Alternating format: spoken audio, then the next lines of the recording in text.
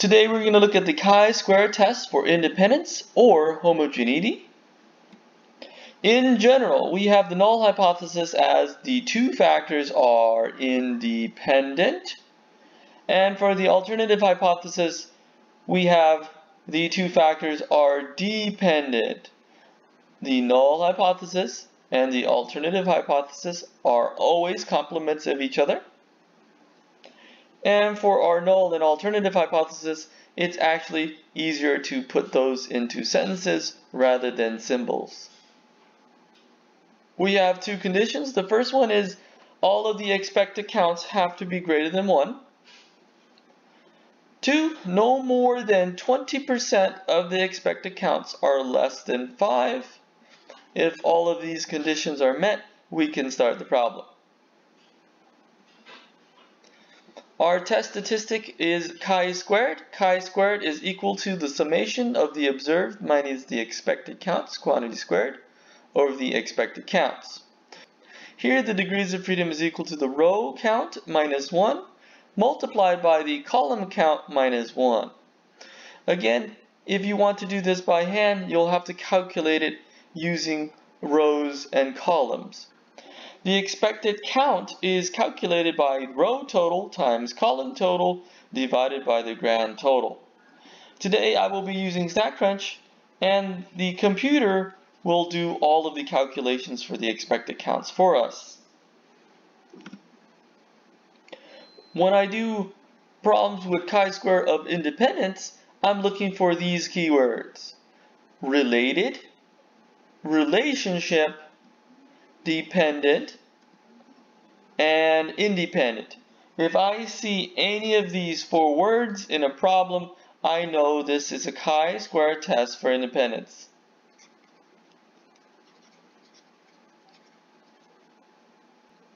Example 1. In a study of 1,000 randomly selected deaths of men aged 45 to 64, the cause of death along with the victim's smoking habits are listed. Is smoking independent of the cause of death?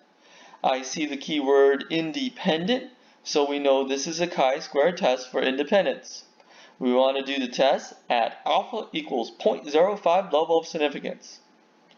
Let's look at step 1. We're going to state the null hypothesis and the alternative hypothesis. Remember, the generic null hypothesis is the two factors are independent. So I'm going to look at what the two factors are. I'm looking for their smoking status and their cause of death. So those are my two factors. So for the null hypothesis, I'm going to write smoking and cause of death are independent. And that's it for the null hypothesis. Smoking and cause of death are my two factors, and for the null hypothesis, we always put the word independent. For the alternative hypothesis, it's the complement of the null hypothesis. I'm going to write smoking and cause of death are dependent. And that's it for our null and alternative hypothesis. Step 2, we'll state alpha. Alpha is given as 0.05. Step 3 and 4, we need to enter the table in StatCrunch to do the problem. I need to type in the column for cancer, heart disease, and other. I do not need to type in the total column or the total row on the bottom. The computer will do that calculation for us. We also need to include the first column, and I'm going to label that as the status column for smoker or non-smoker. We're going to try step 3 and 4 on the computer now. Make sure to select the chi-square test for independence calculator. Now for the first row we have 135, 310, and 205. Do not enter the total column or the total row. And we'll finish up the second row here for the non-smokers.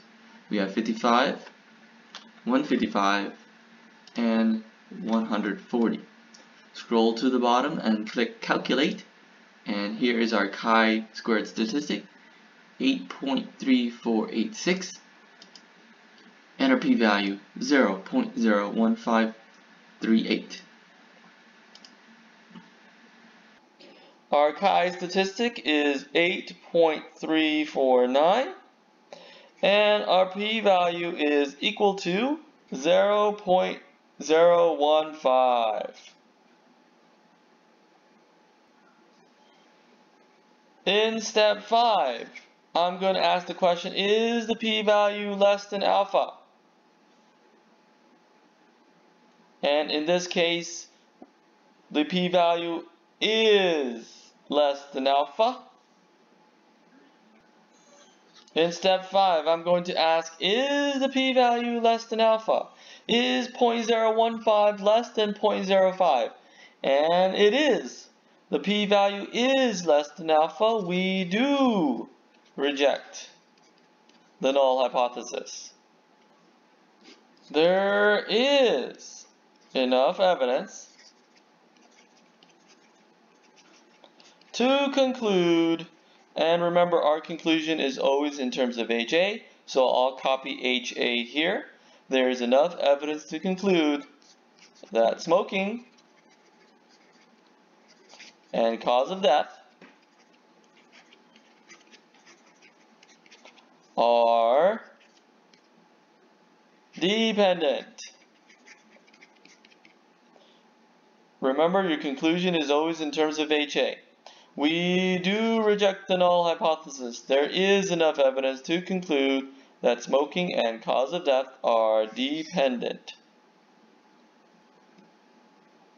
Example 2. In a poll, 883 males and 893 females were asked, if you could have only one of the following, which would you pick? Money, health, or love? Their responses are presented in the table below. Using StatCrunch, test the claim that gender and response are independent at the alpha equals 0.05 level of significance. Using StatCrunch, based on Fox News poll conducted in January 1999. Now I know this is chi-square for independence test because it mentions the phrase independence, and the two factors are gender and response. So that's going to allow me to state my null and alternative hypothesis. Step 1 will state the null and alternative hypothesis.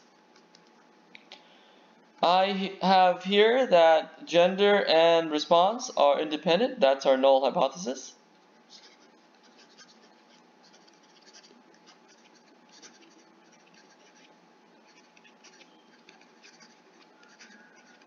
The null hypothesis always has the word independent in it. Gender and response are independent, which means they're not related. And for the alternative hypothesis, gender and response are dependent. The alternative hypothesis says that males pick certain categories more than females, and females pick certain categories more than males. Step 2 will state alpha. Alpha is 0.05. Step 3 and 4 will go to StatCrunch to do the problem. Step 3 and 4 will be done on the calculator. Let's enter the first row. We have 82, 446, 355.